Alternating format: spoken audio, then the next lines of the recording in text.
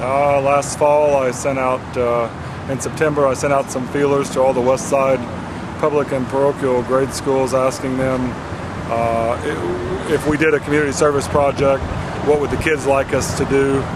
And most of the stuff all came back to they really wanted to fix up the West Side Nut Club Park here on Indiana Street and the 11th Avenue Park, 11th Avenue in Virginia. And after coming down here and seeing how bad shape they were in, I felt that if we didn't get the Indiana Street Park fixed in a manner that was suiting the way the club does things, then we was going to need to take our name off the park. So I put there was a $500 basically prize that we put out for the school, the winning schools, and I have yet to pay that. We're not done with the project yet, but the two schools would be Cynthia Heights and St. Boniface School. They're the ones that are going to split the $500, and the principals are going to use it as they see fit towards something they need in the school. We have installed several $1,000s worth of new playground equipment. We have yet to, we've spread a lot of mulch.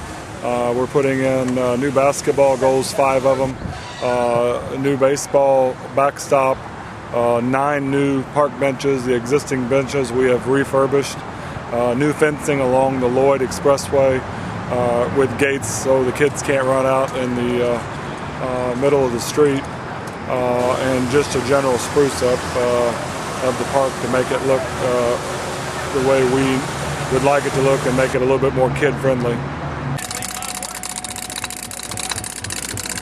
Well, I guess the president of the Nut Club, Alan Shastine, he kind of just said this is what we're doing, so this is a project we started, and we started about 2-3 months ago figuring it up.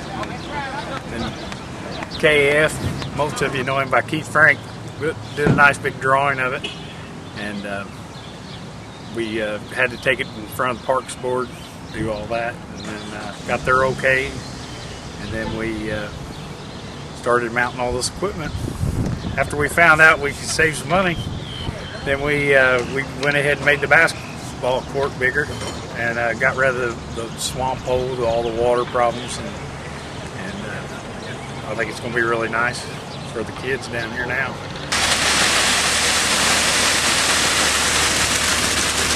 All of the funds for this project, the president each year actually gets to pick a project, and the funding comes directly from the Fall Festival proceeds.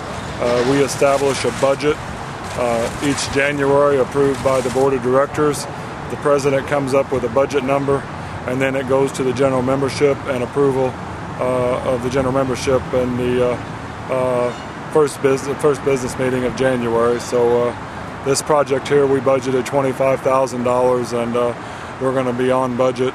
And if you include the man hours on there, if you had to pay for all those man hours, we'd probably be in excess of $75,000 for the project.